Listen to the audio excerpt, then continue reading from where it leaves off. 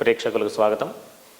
మనం ఇప్పుడు వృషభ రాశి వారికి ఉన్నటువంటి మార్చి నెలలో ఉన్న గ్రహస్థితిని బట్టి రాశి ఫలితాలు చెప్పుకుందాం. ఈ వృషభ రాశి వారికి ఆరోగ్య విషయంలో, తరువాత కీర్తి ప్రతిష్టలు, అలవాట్లు, ధర్మ మార్గంలో నడిచేటటువంటి విషయాలలో అనుకూలమైనటువంటి మాసం. ప్రధానంగా విద్యార్థులకు చక్కటి అనుకూలమైనటువంటి స్థితి.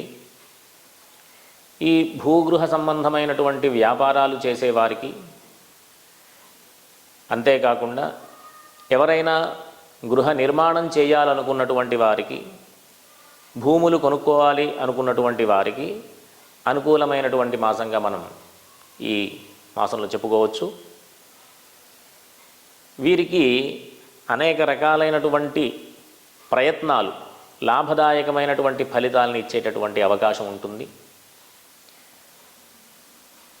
ఈ నెల 8వ తేదీ నుంచి వీరికి ఆర్థికపరమైనటువంటి పరిపుష్టి, చేసేటటువంటి అనుష్ఠానాలు కానివ్వండి, పూజాది కార్యక్రమాలు కానివ్వండి, ఆర్థికపరమైనటువంటి ప్రయత్నాలు కానివ్వండి, అనుకూలమైనటువంటి పరిస్థితిని కల్పిస్తాయి.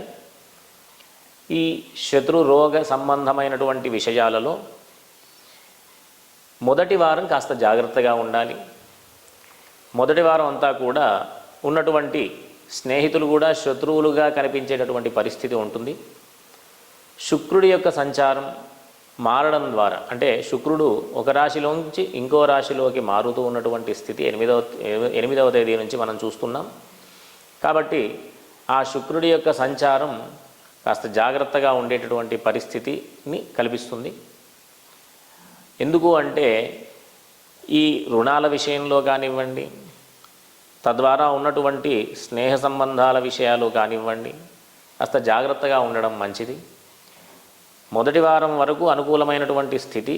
మొదటి వారం తర్వాత 8వ తేదీ నుంచి కాస్త జాగ్రత్తగా ఉండాల్సినటువంటి పరిస్థితిని వీళ్ళు ఎదుర్కొంటారు. అంతేకాకుండా వీరికి 16వ తేదీ రవి సంచారం వల్ల, రవి సంక్రమణం అంటే మీనరాశిలోకి మారుతూ ఉండడం ద్వారా ఇంతకుముందు చెప్పినటువంటి విషయాలలో, అంటే భూగృహ సంబంధమైనటువంటి విషయాలలో మంచి లాభదాయకమైనటువంటి పరిస్థితి ఇంకా మెరుగవుతుంది. ఎవరైనా సరే వృషభ రాశి వారు ఈ భూమి మీద చేసేటటువంటి పెట్టుబడులు ఈ మాసమంతా కూడా చాలా అనుకూలం. దాంట్లో కూడా 16వ తేదీ నుంచి ఇంకా అనుకూలమైన లాభదాయకమైనటువంటి పరిస్థితులు ఉండేటటువంటి పరిస్థితి. తరువాత వీరికి పుణ్యకార్యాచరణ, ఆ రకాలైనటువంటి ప్రయత్నాలు, దేవతా దర్శనాలు, దేవతా కార్యక్రమాలు, వీటి విషయంలో మొదటి అర్ధభాగం అంతా కూడా, అంటే సగం వరకు నెలంతా కూడా అనుకూలమైనటువంటి పరిస్థితి. తరువాత ఏం జరుగుతుంది అంటే, మామూలుగా గ్రహ సంచారం అననుకూలమైనటువంటి పరిస్థితులలో చేసేటటువంటి పనులలో మంచి అనేటటువంటి వ్యవస్థ కాస్త అది దుర్మార్గానికి దారితీసేటటువంటి అవకాశం ఉంటుంది. కాబట్టి వీళ్ళందరికీ కూడా, అంటే వృషభ రాశి వారికి ఈ 8వ తేదీ తర్వాత 16వ తేదీ నుంచి కాస్త జాగ్రత్తగా ఉండడం అవసరం. ఎందుకు అంటే గ్రహాల యొక్క సంచారం అంత అనుకూలంగా లేదు పనికి సంబంధించిన విషయంలో. వృత్తి వ్యాపారాల విషయాల్లో కూడా వీళ్ళు ఆ మాసంలో మొదటి వారం తర్వాత నుంచి కాస్త కొన్ని ఇబ్బందులు ఎదుర్కొనేటటువంటి అవకాశం ఉంటుంది. కాబట్టి అందరూ కూడా జాగ్రత్తగా అడుగులు వేయడం చాలా అవసరం. ఈ ఉద్యోగాల విషయంలో స్థానచలనానికి, అంటే ఒక ప్రాంతం నుంచి ఇంకో ప్రాంతానికి బదిలీ కావడానికి, అంటే ట్రాన్స్ఫర్లు అవి కూడా అవకాశం ఉంది. అంతేకాకుండా చేసినటువంటి పనికి, అంటే పనికి తగ్గట్టుగా వీళ్ళు ఫలితాన్ని పొందేటటువంటి అవకాశం, అంటే శ్రమకు తగ్గ ఫలితం లేకపోయేటటువంటి పరిస్థితి ఉంటుంది. కాబట్టి వీళ్ళందరూ కూడా ప్రధానంగా లక్ష్మీ అమ్మవారికి సంబంధించిన, అంటే లక్ష్మీ అష్టోత్తర స్తోత్ర పారాయణలు చేయడం, తరువాత విష్ణు సహస్రనామ స్తోత్ర పారాయణ చేయడం, ఇది అత్యంత అవసరం.